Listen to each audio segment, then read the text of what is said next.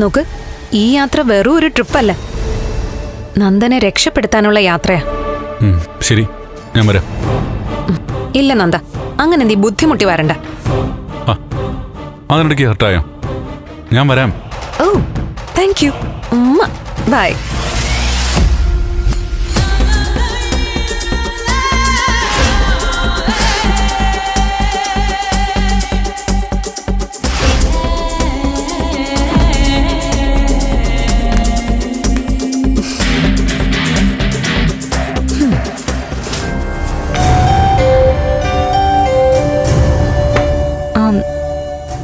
നന്ദു, നാളെ രജനി ചേച്ചി കാണാൻ പോകുമ്പോ നമുക്ക് ഗിഫ്റ്റ് എന്തെങ്കിലും കൊടുക്കണ്ടേ? ആ വേണം. പക്ഷേ ചെറിയൊരു പ്രശ്നമുണ്ട്. എന്ത് പ്രശ്നം?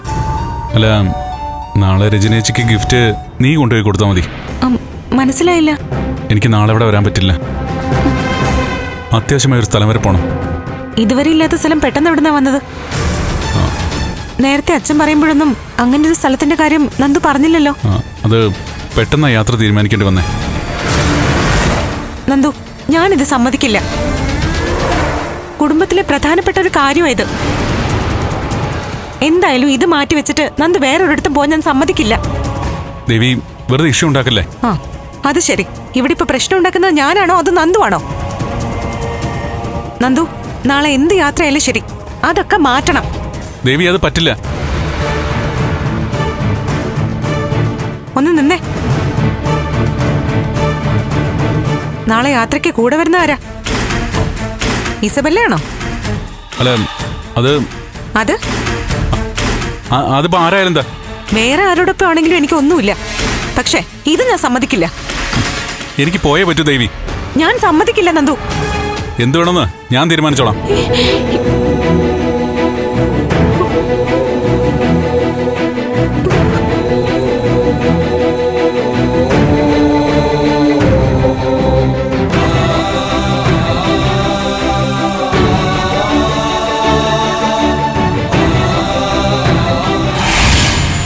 ഓക്കെ ഇസബല്ല, അപ്പോൾ നാളത്തെ പ്ലാനിംഗ് 100% കൃത്യമാവാനും വിജയിക്കാനും എല്ലാ ആശംസകളും. നാളെ ഫുൾ ഡേ അവൻ എന്റെ കൂടെ ആയിരിക്കും. രാത്രി അവനെയും കൊണ്ട് ഞാൻ ചന്ദ്രോത്തിലേക്കൊരു യാത്രയും വെക്കും. അത് അടിപൊളി. അല്ല, ഇനി നാളെ നന്ദൻ വരാതിരിക്കോ? ദേവിക ബ്ലോക്ക് ചെയ്യോ? നാളെ നന്ദന്റെ ചേച്ചിയുടെ വീട്ടില് എന്തോ ചടങ്ങുണ്ടെന്ന് പറഞ്ഞ് നന്ദൻ ഒന്ന് പിന്നോട്ട് നിന്നു. പക്ഷെ അത് ഞാൻ കൃത്യമായിട്ട് കൈകാര്യം ചെയ്തു. ഋഷി ചോദിച്ചത് നേരാ, ദേവിക ബ്ലോക്ക് ചെയ്യാൻ സാധ്യതയുണ്ട്. അതിനൊരു മരുന്ന് ഞാൻ ഇപ്പൊ തന്നെ കൊടുക്കുന്നുണ്ട്. എത്രയും പെട്ടെന്ന് അവരുടെ ഡിവോഴ്സും നിങ്ങളുടെ കല്യാണം നടക്കണം. നടക്കാൻ പോകുന്നത് എന്തൊക്കെയാണെന്ന് നീ കണ്ടോ എന്റെ പ്രേതാത്മാവേ?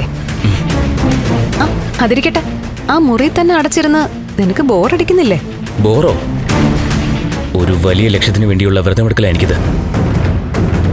ബോറടിയല്ല, സന്തോഷവും ആവേശവും എനിക്ക്. ചന്ദ്രോത്ത് തകർന്ന് തരിപ്പണമായിട്ട് ഞാൻ പുറത്തേക്കൊരു ഇറക്കമുണ്ട് ഇസബല്ല. ആ ദിവസം എത്രയും പെട്ടെന്ന് തന്നെ വരും. അപ്പൊ ശരി, ഞാൻ ഫോൺ വയ്ക്കാം. Okay, all the best.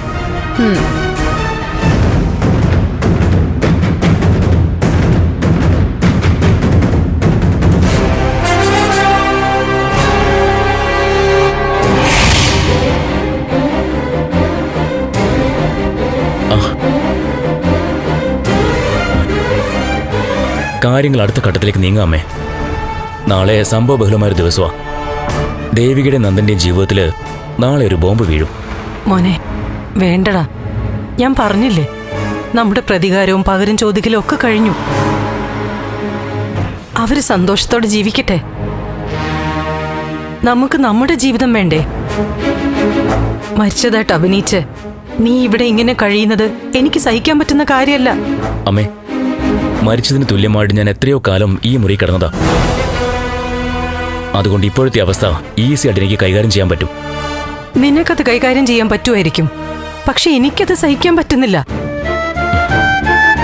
എന്റെ മോന്റെ ജീവിതം ഇങ്ങനെ പ്രതികാരമൊന്നും പറഞ്ഞ് ഇല്ലാണ്ടാക്കുന്നത് എനിക്ക് താങ്ങാനാവുന്നില്ല.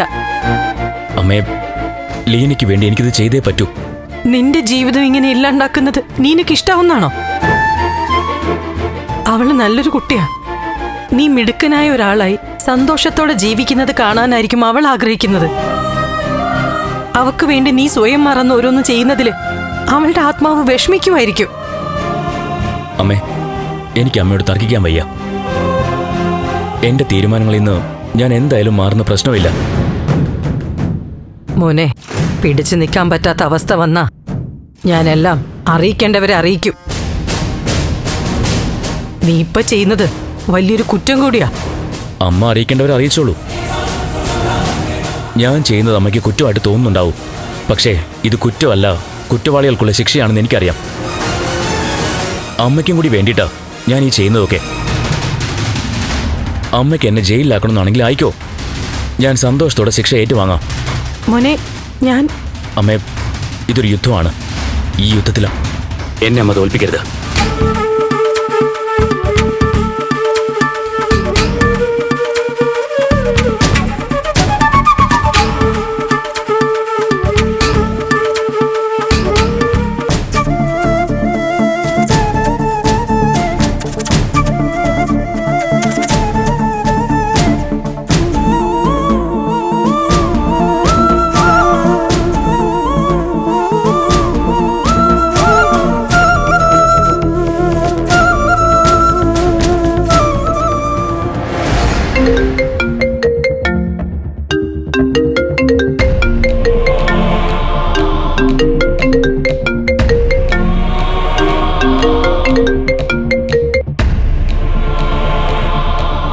ഹലോ, ദേവികയല്ലേ?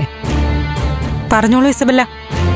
നാളെ ഞാനും നന്ദനും കൂടി ഒരു യാത്ര പോകുന്ന കാര്യം ദേവിക അറിഞ്ഞിട്ടുണ്ടാവുമല്ലോ. അത് ദേവിക വിലക്കിയോ? അത് ഇസബല്ലയോട് പറയേണ്ട കാര്യമില്ല.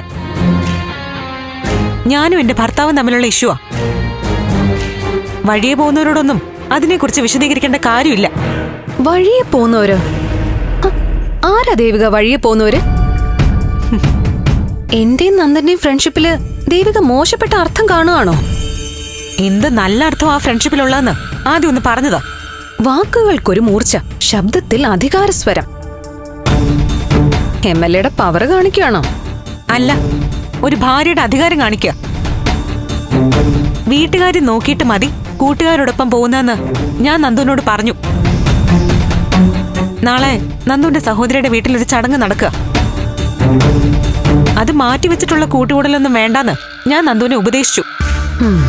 പക്ഷേ ദേവിക നന്ദനോട് പറഞ്ഞത് അടുത്ത നിമിഷം തന്നെ ഞാൻ അറിഞ്ഞു. അപ്പൊ തന്നെ മനസ്സിലായല്ലോ ഞങ്ങളുടെ സൗഹൃദത്തിന്റെ ശക്തി. ഇത് സൗഹൃദത്തിന്റെ ശക്തിയൊന്നുമല്ല, ഈയാമ്പാറ്റകൾ തീയിലേക്ക് ചാടും പോലെയുള്ള ഒരു പ്രക്രിയ. പൊള്ളുമ്പോ മനസ്സിലാവും. എന്തായാലും ഞങ്ങളുടെ ഫ്രണ്ട്ഷിപ്പില് ദേവിയേക്ക് പൊള്ളണ്ട. നന്ദൻ നാളെ എന്റെ ഒപ്പം വരും. ഇല്ലെങ്കിൽ നോക്കൂ,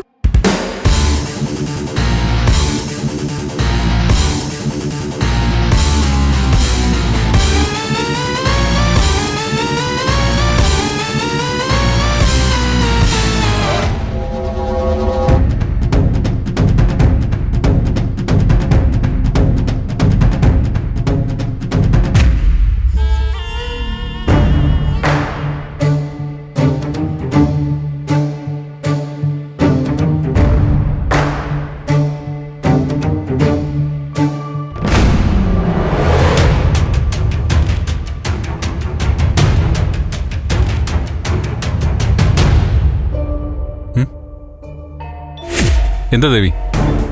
നമ്മൾ തമ്മിൽ സംസാരിച്ച കാര്യം നന്ദു ഇസബല്ലെ വിളിച്ചറിയിച്ചോ? നമ്മൾ തമ്മിൽ സംസാരിച്ച എന്ത് കാര്യം?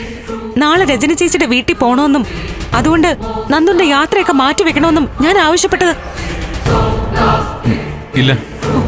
കള്ളം പറയണ്ട നന്ദു, അവൾ എന്നെ വിളിച്ച് വളരെ മോശമായിട്ടൊക്കെ സംസാരിച്ചു. എന്താ ഞാൻ പറഞ്ഞ കേട്ടില്ലേ? അല്ല, അവളെന്തിനാ നിന്നെ വിളിച്ചേ? ബെല്ലിയോട് ഞാൻ ചോദിക്കാം. എന്ത് ചോദിക്കാന്ന്? എന്നോട് ദേഷ്യപ്പെട്ടോന്നോ? നന്ദു ഇപ്പൊ ബെല്ലെ വിളിച്ച് ചോദിക്കുന്നത് എനിക്ക് അതിലും നാണക്കേടല്ലേ? നന്ദു പ്ലീസ്, ബെല്ലെ ഒന്ന് അകറ്റി നിർത്തണം. ദേവി, നീ എന്തിനാ എന്നെ ഇങ്ങനെ സംശയിക്കുന്നേ? എന്റെ ജീവിതത്തിൽ ഒറ്റ പെണ്ണിനെ സ്ഥാനമുള്ളൂ, അത് നീയാ. ഞാൻ താലി കെട്ടിയ എന്റെ ദേവി മരണം വരാതെ അങ്ങനെ തന്നെ ആയിരിക്കും. അതൊക്കെ അതൊക്കെ എനിക്കറിയാം നന്ദു. പക്ഷെ ബെല്ല എടുക്കുന്ന ഓവർ ഫ്രീഡം എനിക്ക് ഉൾക്കൊള്ളാൻ പറ്റുന്നില്ല. കോളേജിൽ പഠിക്കുമ്പോ അവക്ക് സാധിക്കാത്തത് ഇപ്പൊ നടത്തിയെടുക്കാൻ നോക്കുക. എന്നുവെച്ചാ എന്നെ അവളുടെ ആളാക്കാൻ നോക്കുകയാണെന്നോ? ഞാനതിന് കൂട്ട് നിൽക്കോ ദേവി? നിന്നെ മറന്ന് ഞാൻ എന്തെങ്കിലും പ്രവർത്തിക്കോ? നന്ദു അങ്ങനെ ചിന്തിക്കുന്നല്ല ഞാൻ പറഞ്ഞേ. പക്ഷെ അവളെ വിശ്വസിക്കാൻ പറ്റില്ല. കഴിഞ്ഞ ദിവസം തന്നെ നിങ്ങൾ വന്ന എന്തൊക്കെയോ കഥകളൊക്കെ പറഞ്ഞു. അത് കള്ളവോ സത്യമോ ആണെന്ന് ആർക്കറിയാം. എന്തായാലും ശരി, നാളെ നന്ദു അവളൊത്തുള്ള യാത്ര ക്യാൻസൽ ചെയ്യണം. അത് കാരണം ബിസിനസ്സിൽ ഉണ്ടാവുന്ന നഷ്ടം എത്രയാണെങ്കിലും നമുക്ക് സഹിക്കാം.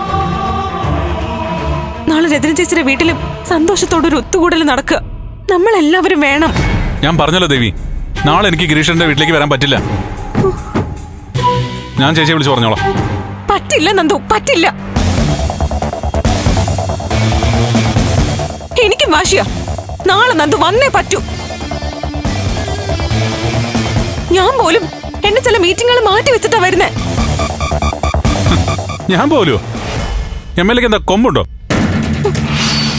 അതെ, നീ മാറ്റി വെക്കോ വെക്കാതിരിക്കോ എന്ത് വേണാലും ചെയ്യും. എനിക്ക് പക്ഷെ മാറ്റി വെക്കാൻ പറ്റില്ല. ഇല്ല, നാളെ നന്ദു വന്നേ പറ്റൂ.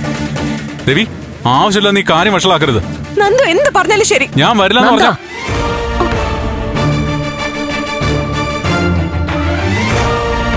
എന്താ ഇവിടെ? എന്താ ദേവിക, എന്താ കാര്യം? അല്ലമ്മേ, നാളെ രജനി ചേച്ചിയുടെ വീട്ടിൽ പോകുന്ന കാര്യം എല്ലാവരും കൂടി തീരുമാനിച്ചതല്ലേ? ആ അതെ.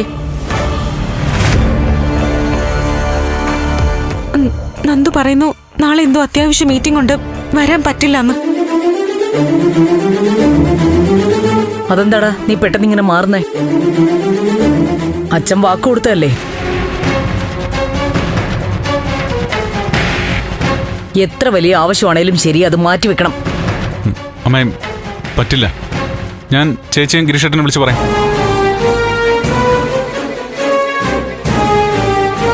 പ്രധാനപ്പെട്ട ഒരു ബിസിനസ് മീറ്റിംഗാ. ബെല്ലയും കെവിനും ഒക്കെ ഉണ്ട്. ഞാൻ മീറ്റിംഗ് കഴിഞ്ഞ് വീട്ടിലേക്ക് എത്താം. നന്ദു, അങ്ങനെ നമുക്ക് തോന്നിയ സമയത്ത് പോയാ പോരാ.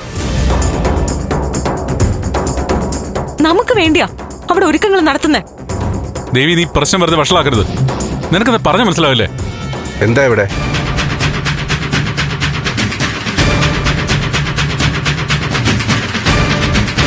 എന്താ കാര്യം?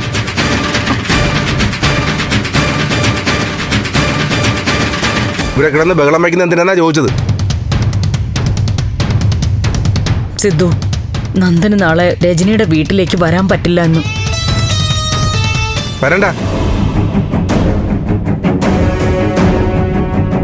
ആരും വരണ്ട. തനിക്ക് എന്തെങ്കിലും ബുദ്ധിമുട്ടുണ്ടോ? എന്നാ താനും വരണ്ട. അത് ശരി, ഒരു കാര്യം പറഞ്ഞ് സമാധാനം കണ്ടെത്താൻ നോക്കുമ്പോ ഇങ്ങനെയാണോ സിദ്ധു പറയണ്ടേ? ഞാൻ പിന്നെ എങ്ങനെ പറയണം?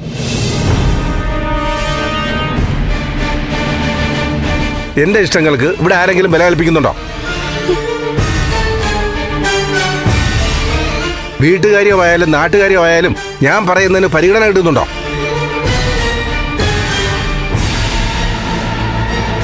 അച്ഛാ, എനിക്ക് അത്രയും അത്യാവശ്യമുള്ളതുകൊണ്ടാണ് ഞാൻ ബുദ്ധിമുട്ട് പറഞ്ഞത്. അച്ഛന് പ്രയാസം തോന്നരുത്. ഞാൻ പറഞ്ഞില്ലേ, ഇവിടെ ഓരോരുത്തരും അവരുടേതായ രീതിയിൽ കാര്യങ്ങൾ ചെയ്യുന്നു. അതിനിടയിൽ എന്റെ അനുവാദം എന്നൊക്കെയുള്ള പ്രഹസനം എന്തിനാ? അങ്ങനെ പറയില്ലേ സിദ്ധു.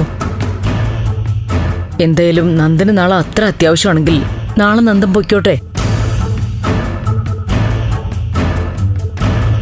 സൗകര്യം പോലെ അവിടെ വന്നാ പോരെ. മീറ്റിംഗ് കഴിഞ്ഞ് നീ അങ്ങോട്ട് വരണേ. ആ, നോക്കാമേ. സിദ്ധു, ഇനി അതിന്റെ പേരിലൊരു തർക്കം വേണ്ട, പ്ലീസ്. അച്ഛാ പ്ലീസ്, പോകേണ്ട അത്യാവശ്യമുണ്ട്. അതേ പറ്റുമെങ്കിൽ പിന്നെ അങ്ങനെ നടക്കട്ടെ. മാറ്റി വെക്കാൻ പറ്റാത്തൊന്നും മാറ്റണ്ട.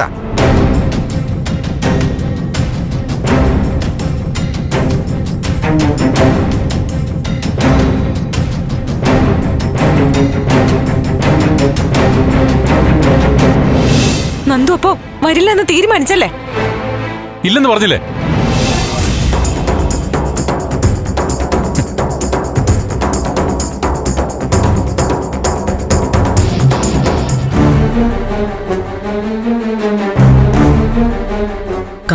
കാര്യങ്ങളല്ലേ. മാറി നിന്ന് കെവിനെ വിഷമിപ്പിക്കണ്ടല്ലോ. അവൻ പോയിട്ട് വരട്ടെ.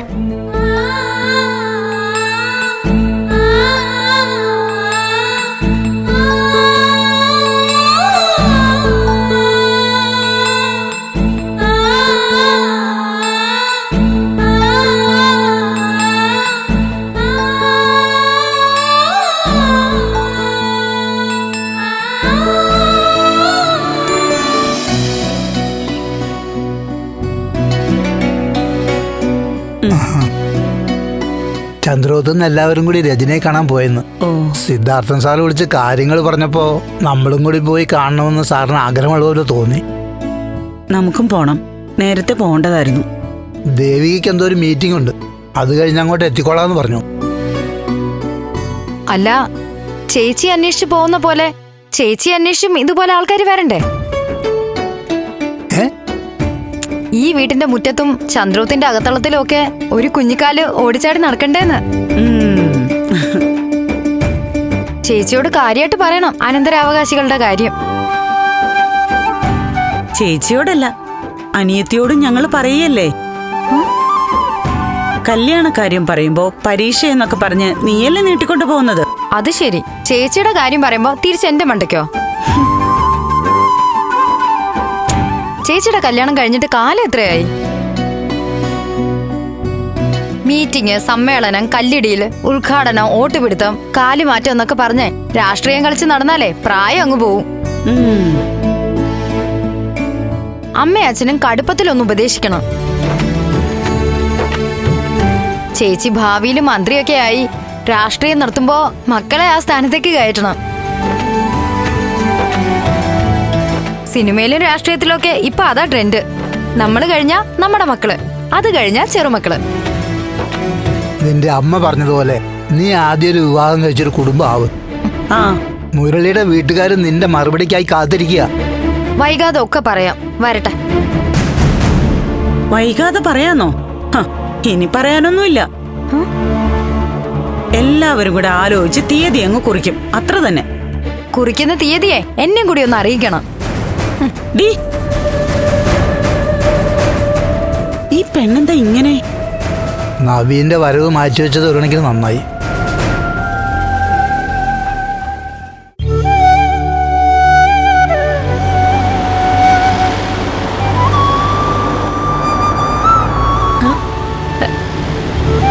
ഗിരി, അവര് വന്നു. എത്തിയോ? വരുന്നു.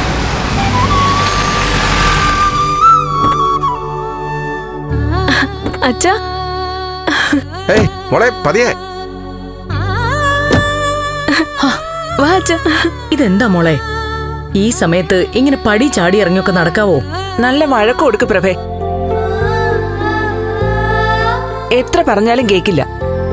അത് ശരി, ഇവിടെ അമ്മ പറഞ്ഞാലും നീ അനുസരിക്കില്ലല്ലേ? ചേടാ, നിങ്ങൾ ഗർഭിണിയായ മോളെ കാണാൻ വന്നതോ അതോ വഴക്ക് പറയാൻ വേണ്ടിട്ട് വന്നതോ?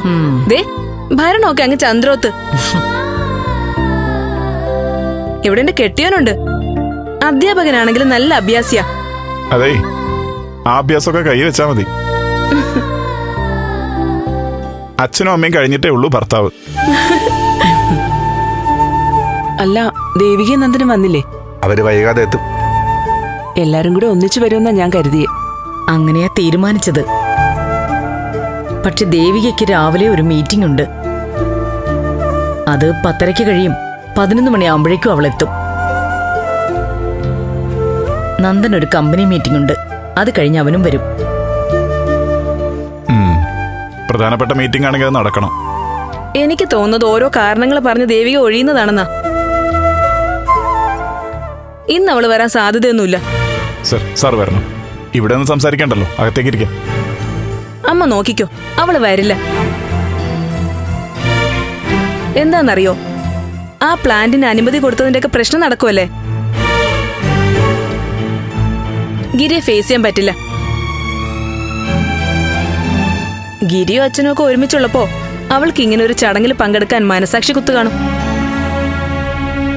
അതൊക്കെ ശരിയാ, പക്ഷെ ദേവിക വരും.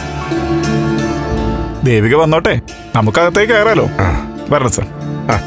ഒരു മിനിറ്റ്. വാ പ്രവേ.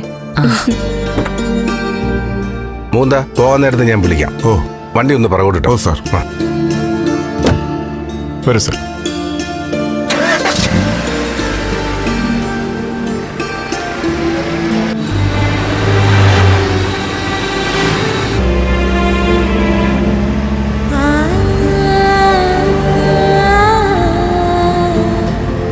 ദേവിക എന്തോന്നും മിണ്ടാതെ ഡള്ളായിട്ടിരിക്കുന്നത്?